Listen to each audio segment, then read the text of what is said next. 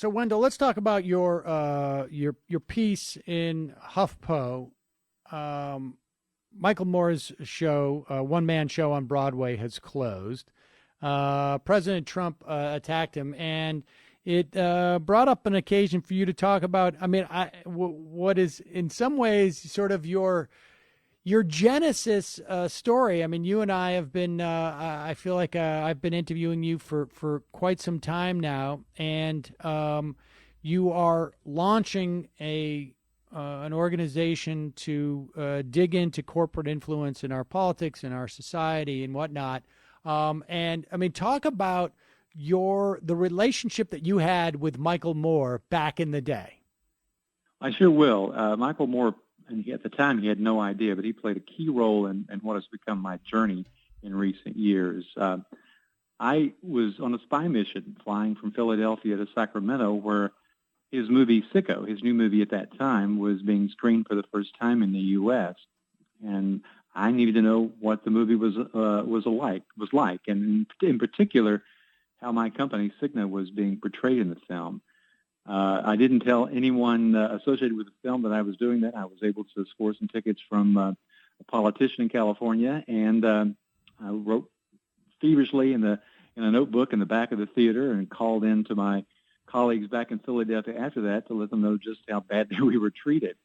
But as I was watching that movie, I just realized that Michael Moore really got it right as he was portraying the health insurance business in this country.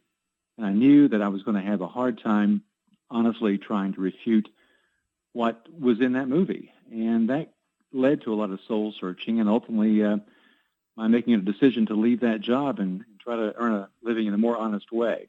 So he in fact, a couple of years later, I apologized to Michael on air on a live television program because I felt that I needed to do that. And I wrote about the role that I played in trying to discredit him and discredit that movie, and how sorry I was to have stooped to that kind of behavior. It was the opposite of what I had tried to do as a journalist in my first career, and I just was so ashamed of what I was doing and disgusted that I made a decision at that moment to figure it out and see what else I could do. I mean, there's so much. There's so much about that story. It's just sort of amazing and enlightening. I mean, I sort of feel like if somebody had said that, had written a story contemporaneously that the big insurance companies are sending spies to watch Sicko because they are so afraid that their secrets about just how sort of broken, I guess, their business model is and how sort of corrupt it is. If somebody had written that story that there were spies being sent there, I feel like those stories would all be dismissed as conspiracies, conspiracy theory. And in fact, I mean, have you ever become aware of whether or not other insurance companies did that same thing? Well, I'm not sure about other insurance companies for that particular screening, but it goes on all the time. And it's something that I want to reveal with Tarbell, how big corporations and special interests go about doing, quite frankly, their dirty tricks to try to preserve a profitable status quo. I know how it's done. Prior to my going to Sacramento, we as an industry, America's Health Insurance Plans is one of the big trade associations for health insurers. They actually sent a guy undercover, if you will, to Cannes, to the Cannes Film Festival for the very first showing of the film, its premiere at that film festival. And he did something comparable. He wasn't there to give us a play-by-play about how each company was depicted in the play, which is why I went to Sacramento in the first place. But they sent a guy all the way to France just to see that. They were that afraid of Michael Moore and his movie and the influence it might have on public opinion. And they stop at nothing. They do everything to try to make sure that people believe certain things and to get people to vote in certain ways, often against their own best interest. What was the fundamental part in Sicko that Michael Moore depicted that was? I mean, when you're watching this, were you surprised at what he learned or was able to communicate about the insurance business in terms of the way that it deals with health insurance, that you were like, "Oy, this is"? You were surprised that he figured out, and that this was sort of this part we don't want in any way to be revealed. Well, first of all, Michael Moore is, I think, a masterful storyteller and does very good work with his documentaries, one of which, of course, won an Academy Award, and this one was nominated as well, too. What I found with this movie was that he had done his homework very, very well, and I learned later that he had fact checkers to make sure that his storytelling was accurate. I had gone into this thinking that it might be, or we first thought it might be, about the problem of the uninsured in this country, but it wasn't. It was about people who have insurance, who have private insurance, but are constantly battling with their insurance company to get the coverage that they're entitled to, that's in their benefit plans, but that for whatever reason, the insurance company says, no, we're not going to cover it. And I used to deal with those day in and day out, those kinds of cases. We call them high-profile cases. And I just got to the point that I couldn't do that anymore. I was always trying to spin it in a certain way, obviously, from an industry perspective. What he did was kind of pull all these together, and it wasn't just about my company. It's about just about every company, including some of the nonprofit ones, too, who engage in these practices.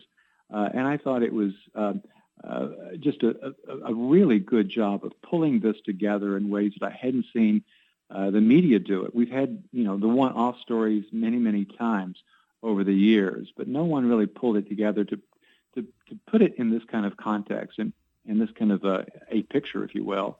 So I was just really impressed with how he did it, and certainly live to regret the role that I played in trying to diminish its impact.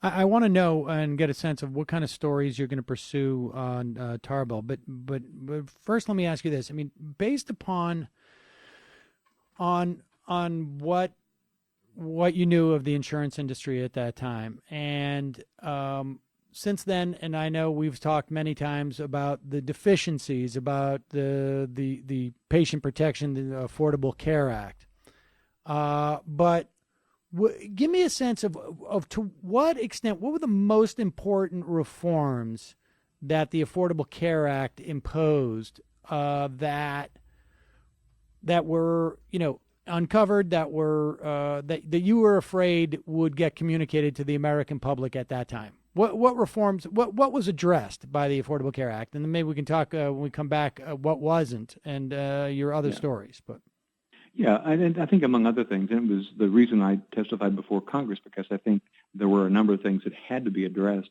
one of which was to curtail what was happening in terms of investors demanding that insurers spend less and less every year on care, paying claims. And that's why we had an important inclusion in that bill called the one that restricts or pertains to the medical loss ratio. It requires that insurance companies pay at least 80% of what we pay in premiums on our medical care. And it was getting to the point that insurers were spending far, far less than that, and that was a trend. We also addressed, and the ACA addressed, some of the practices like refusing to pay for needed care and rescinding people's policies when they got sick. It's a common industry practice, particularly in the individual market. When someone was diagnosed with breast cancer, for example, there were many, many documented cases in which the insurance company, when they saw a bill for treatment, decided to look at the applications looking for ways to say that the applicant had not been forthcoming and to cancel the policy. One woman in particular said that she had just forgotten to mention that she had been treated for acne, and they used that as an excuse to rescind her policy and not pay for her chemotherapy for breast cancer.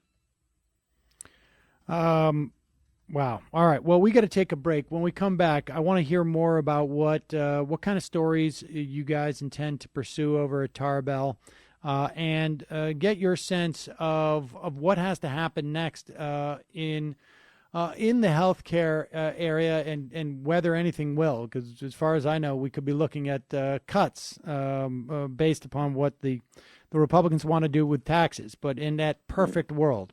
All right, we're going to take a quick break. When we come back, we'll be talking to Wendell Potter from the soon-to-be live tarbell.org. I'm Sam Seder. This is Ring of Fire Radio.